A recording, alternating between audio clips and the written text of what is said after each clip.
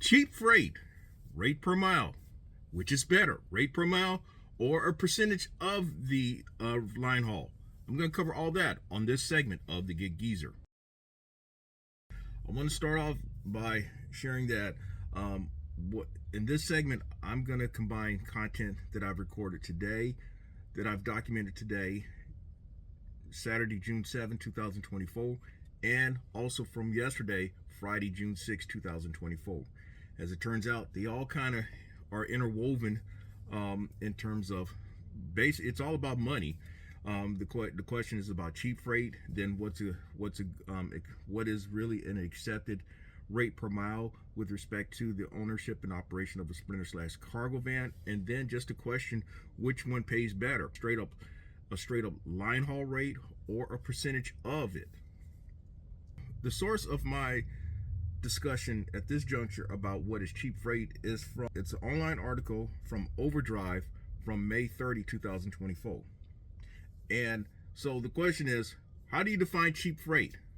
Well, knowing the conversations I have with a couple of drivers, their definition be shit that they ain't gonna do and you won't catch them ever doing. But then again, probably a more universal answer is going to be, it's in the eye of the beholder, and what is fair and acceptable to one person may not be fair and acceptable to another person. Now, in past segments of the Gig Geezer, I've given examples of brokered opportunities that I have accepted and completed, and I've also given examples of, at least back in 2023, examples of load opportunities from load boards in which people won those bids at rates of 60 cents a mile or less. And that's a number that I could not ever wrap my brain around at the time, and I still can't wrap my brain around at the time. So I think that it's at least in those examples, it could be based on the type of load board, which is the app-based load board, in which pretty much shit, if you bid $1, you'll probably get it, and even then you may not get it at $1. But I think it's fair to say that if you're dealing with app-based load boards, you're definitely looking at cheap ass freight. The cheapest of the cheapest freight. The accepted standard for accepting loads is at $1 a mile, and we're talking about $1 a mile based on loaded miles. So that means that if you see an offer out there that is, for example, 200 miles, and you agree to hauling it at $200, that is considered $1 a mile, and some feel that that's an acceptable number. I'm just using that as a conversation piece, okay? But then again, it's been brought to my attention from time to time from viewers of the Gig Geezer channel, in which they're out there doing over the road, predominantly over the road or exclusively over the road, and oftentimes you're not going to get anything better than $1 a mile, and it's not out of the question to be accepting stuff at 90 cents a mile, somewhere in the 90 cents a mile range. Okay, I'm just presenting facts right now, no commentary.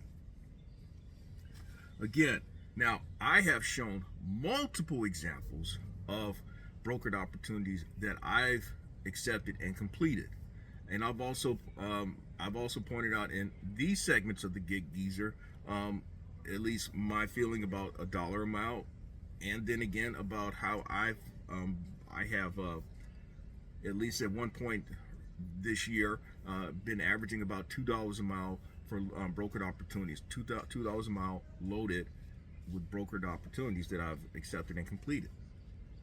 Now, in fact, the last brokered opportunity that I accepted and completed was yesterday, Friday, June 6, 2024.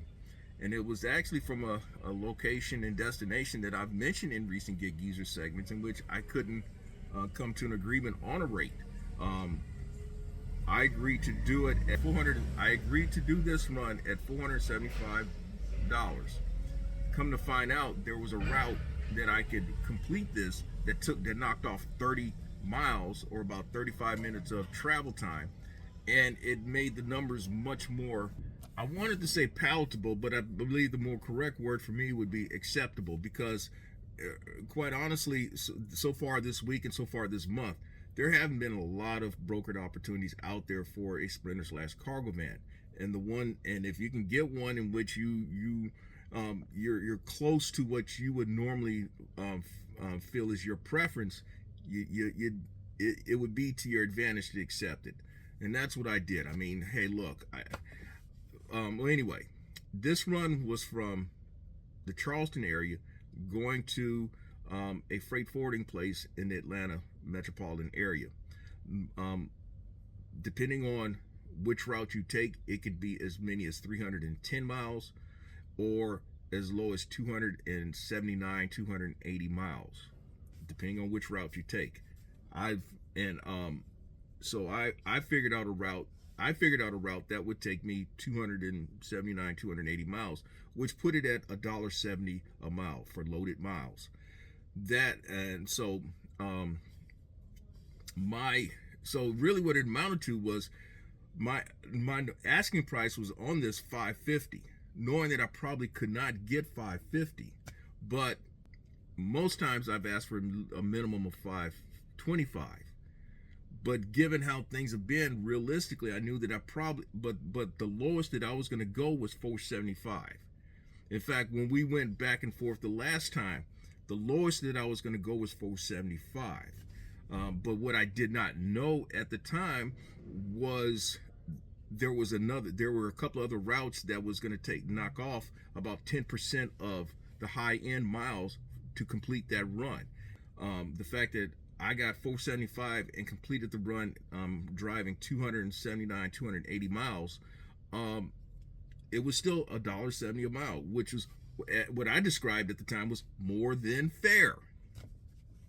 Okay, enough said. I'm going to talk about that later on in this segment of the Get Geezer. But cheap freight can also be defined as accepting loads that result in a net loss. And so that means you have to know what is your cost per mile and basically what has been your average earnings per mile. And so, at least on the Get Geezer channel, I have shared, at least during 2023, that my average cost per mile has been about 70 cents a mile, and my average earnings per mile has been about $1.40 a mile. But that's including everything. That's including brokered opportunities, gig food delivery opportunities, last mile gig delivery opportunities, and even some 1099/cash game opportunities. So that's everything. We're not talking just exclusively brokered opportunities. But based on what I got from the article, pretty much, if you've ever done brokered opportunities or even hauled opportunities for a carrier, it is very much likely that we've all completed opportunities that we would consider being a loser.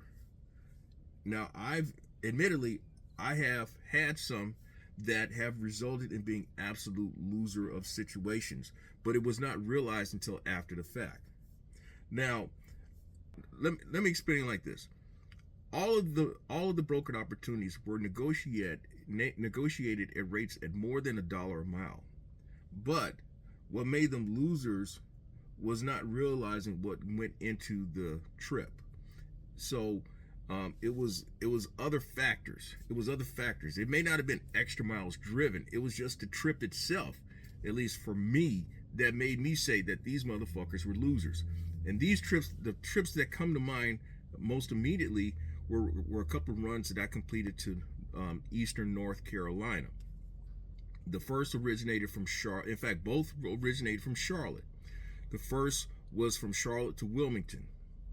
And then the second was from Charlotte to Greenville, North Carolina. Greenville, North Carolina is the home of East Carolina University. In fact, where I dropped off to was not far from that campus. So, according to the online article, It gave some reasons as to why carriers or carriers slash drivers accept cheap freight.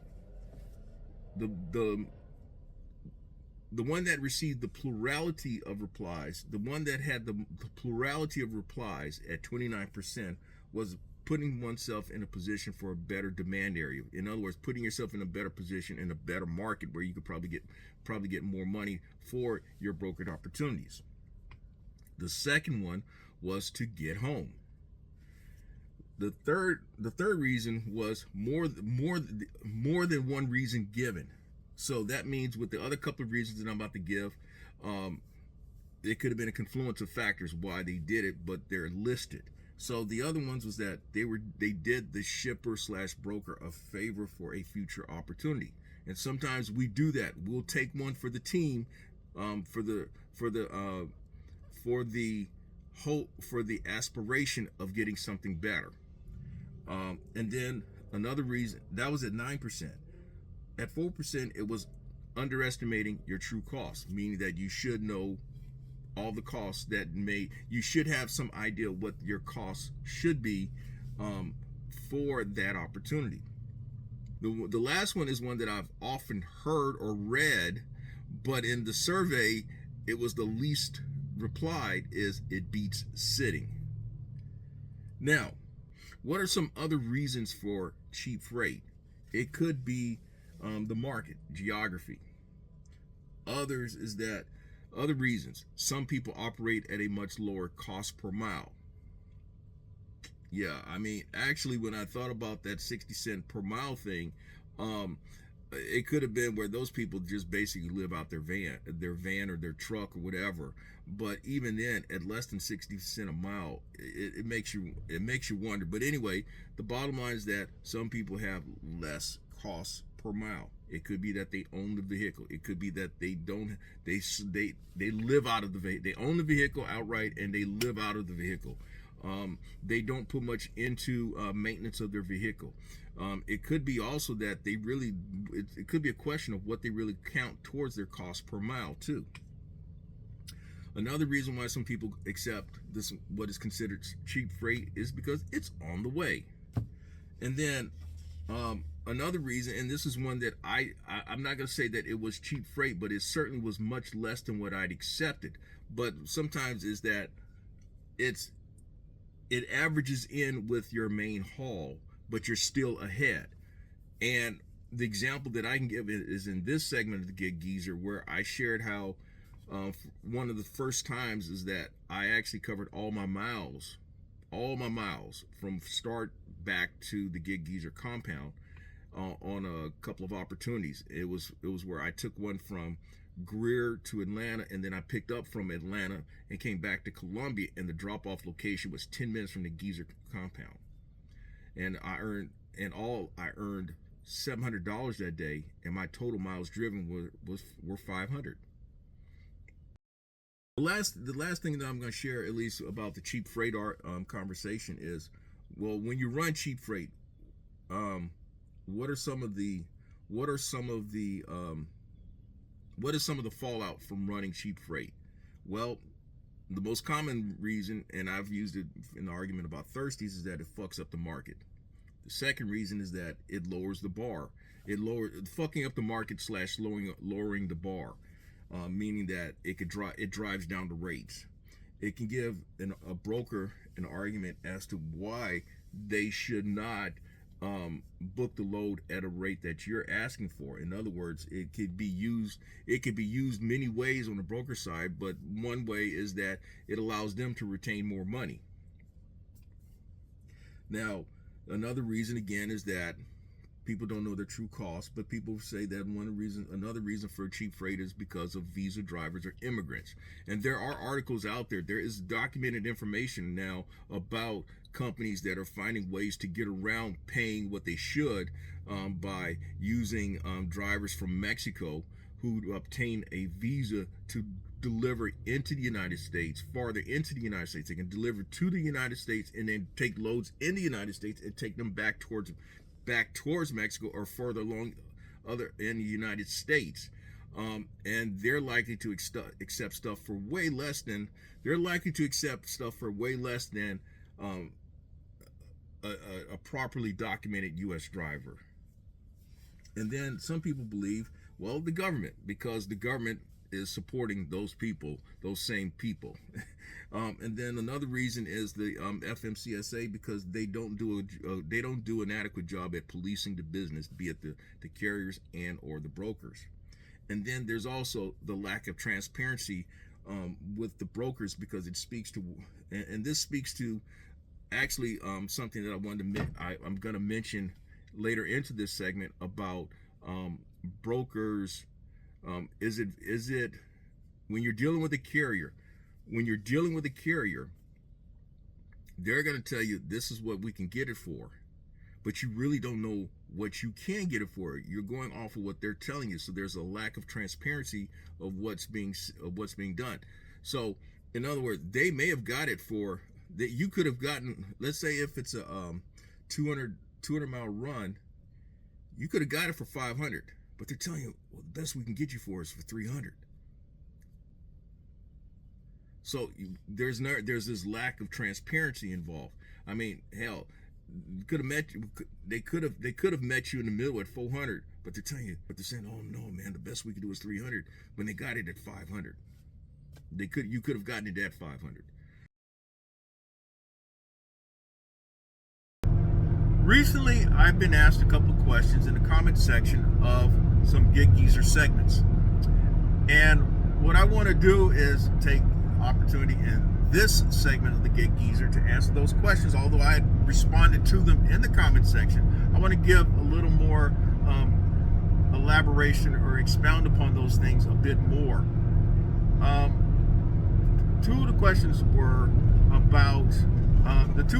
were about what is a good rate per mile with operating a sprinter/cargo van, and the other was a scenario in which one pays more, rate per mile, or you getting a percentage of the line haul, whatever that is. So I'm going to answer those questions in reverse order. The first one is going to be about the answer with rate, which one pays more. Now, please do not take this the wrong way. Although I gave a similar reply, this is a case of simple math, at least as best as I can say this.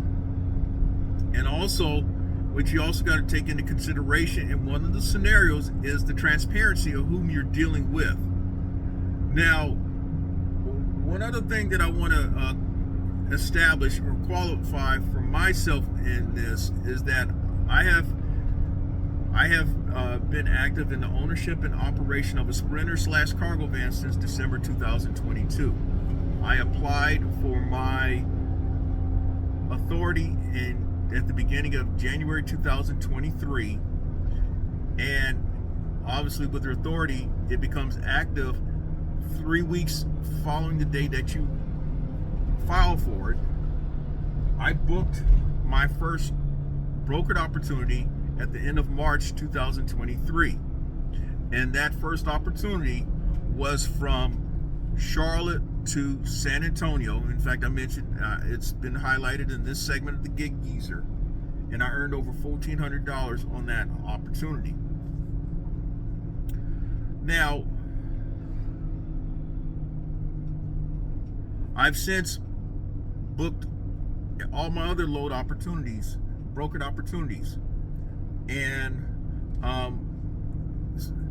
so far in 2024, I've posted segments about is a dollar a mile worth it? How I negotiate my brokered opportunities, at least examples of how I've negotiated my brokered opportunities, and also how I've averaged to that point $2 a mile. I will qualify this by saying as well that the rate per mile is based on loaded miles. One thing that you've got to take into consideration is that there's going to be deadhead. There's going to be deadhead of some kind. And I think it's unrealistic to think that you're going to be able to get all those miles covered. And what I mean by that is your deadhead miles to, and then your actual travel, your actual loaded miles, and then let's have the presumption of deadhead miles back home or round trip. Um, I've had some scenarios this year in which I have covered all my miles, okay, and I've shared that in a few segments of the Gig Geezer. But I am realistic to say, I am realistic or sober minded enough to say that deadhead miles are a part of the game, but that's why mileage is also a 1099's best friend. That's just my reply. So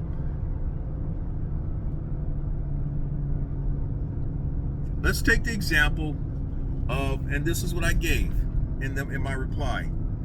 Let's say that you're able to book a load for $1.50 a mile, and let's say the trip is 500 miles.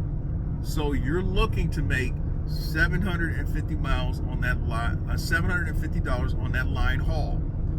And let's say that you're dealing with let's say that's one in which you book your own opportunities.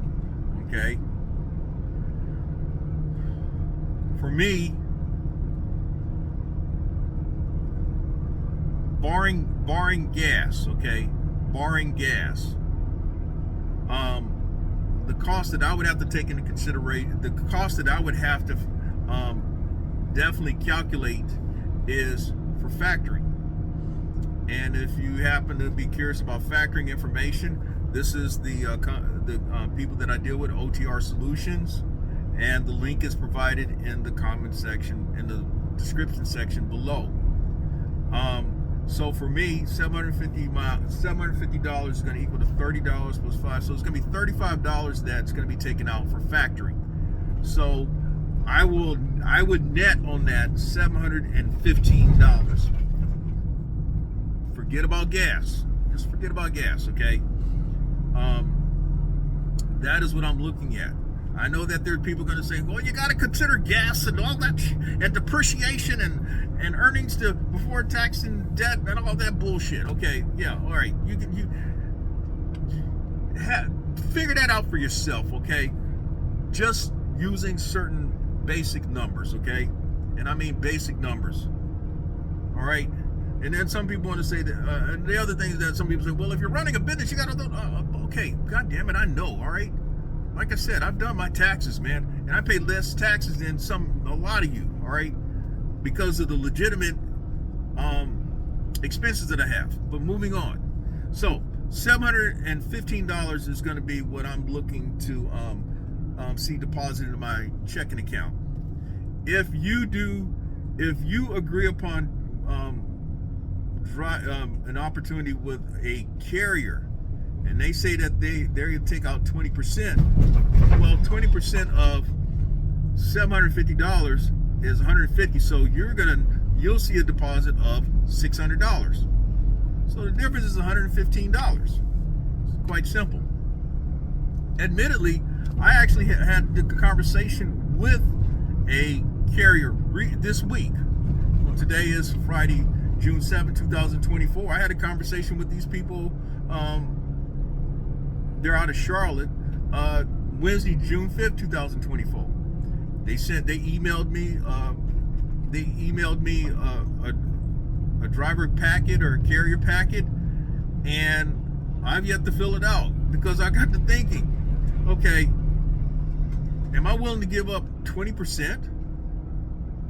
Now I know I've seen example. Well, I think that's a common number, 20%. But I also think about, let's say if I was dealing with a dispatcher, at least typically, is going to be anywhere between 8 and 15%. Now, I've seen some examples of 20%, 22% as well. It is what it is. So, I believe, ultimately, if you're able to book your own load opportunities, your own brokered opportunities, you're going to be able to have a higher take-home amount than if you go through a carrier or a dispatcher. Although dispatchers have connections, and a dispatcher, at least has been explained to me by my next door neighbor who operates a tractor trailer and a flatbed. He says the right dispatcher may have the connections to keep you moving, and so whatever their cut is may be worth the money well spent. It may be worth the money that is spent. So it just depends on the person. I'm not out there days and weeks at a time, so at least for what I do so far, booking my own brokered opportunities have worked for me. But that's not to say I'm not open to a dispatcher. So the next thing is rate per mile. Now, what we're talking about is loaded rate per mile. Okay? And depending on the source, what I have been able to ascertain is that a rate per mile can be anywhere between 75 cents a mile and $1.20 a mile in 2024. A couple of years ago, those numbers were higher. So that just goes to show you how difficult the market has been. Okay. A dollar mile is considered the benchmark, the accepted benchmark, and it is the number that that brokers try to use when negotiating. But you just have to know how to negotiate to get more, or you have to know, I mean, you can talk about knowing your rate per mile, which is your cost per mile, and then what your targeted rate per mile should be in order to operate at a profit. I've shared in multiple segments now how, based on certain trips, I'm looking at a certain dollar amount, but I guess the easiest thing to do is aim for $2 a mile and work down. You can something that I learned while working at a car lot was, as they say, you can't sell up, but you can sell down. So if you're trying to sell up, you're already at a disadvantage because you've already gave up all your money, and you can't recoup it with a customer. Same thing with negotiating for a brokered opportunity. You can negotiate down if they're willing, but you can't if you're coming in low, expect to get a bump in the pay. It ain't gonna work. It will not work. It will never work, in fact. So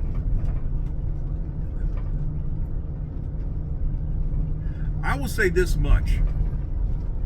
If you have worked gig apps of any kind, or for that matter, if you've worked rideshare, you will understand what you need to be making.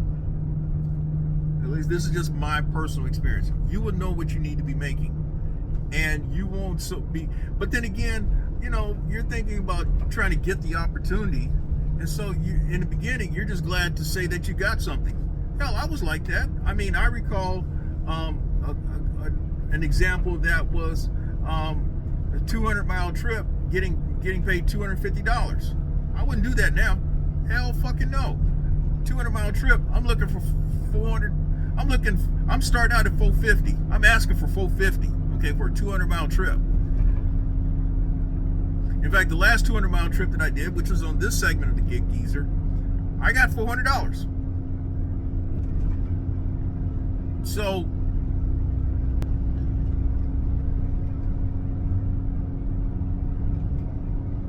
there has to be you don't have to be a jerk. You don't have to be a jerk and a moron with the people, but you certainly can't be timid. I keep saying that. You can't be timid. You can't be a simp. I think people can understand that better than being timid. You can't be a simp and expect to think you're a boss man. It don't work.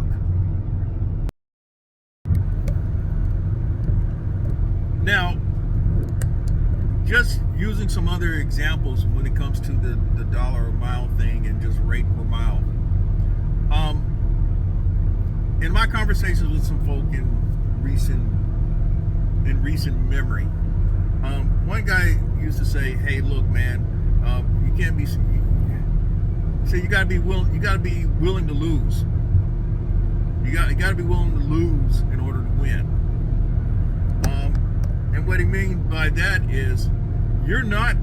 Truth be said, you're gonna miss more brokered opportunities than you're going to book. And what I mean by that is, if there are 30 brokered opportunities out there, you might whiff on all 30.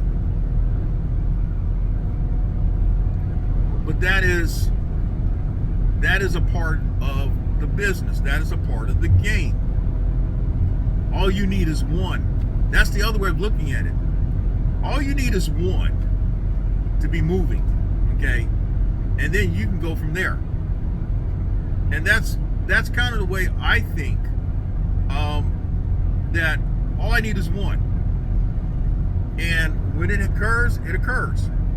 Now that works for me because, again, I'm not over the road. I'm not out there. When you're over the road, yeah, I mean, you're looking to come home or you're looking to move to the next opportunity. Okay, you may have a different thinking than I would. It is likely that you have a different thinking than I would. So you, in the interest of moving, you may take less. And I'm not mad at you if you do that, okay?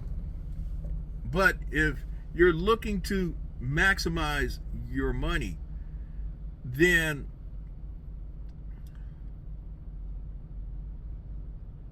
this is where expectations come in. You do this enough, you have an expectation of what you're looking to make, and you become resolute in that. And then it's up to really the broker or whomever the intermediary is to come close to your number or meet your number. They may not exceed it, but they may come close to it or meet it. All right, so that's all I have altogether to share in this segment of the Gig Geezer. Hopefully you got something out of it. And if you did, if you like the content that's been provided in this segment or in any other segment, hit that subscribe button. Give my content a thumbs up. Share my content among others, and I definitely welcome your comments in the section below. I'm Inwood Lane. As always, may your grind and may your hustle continue.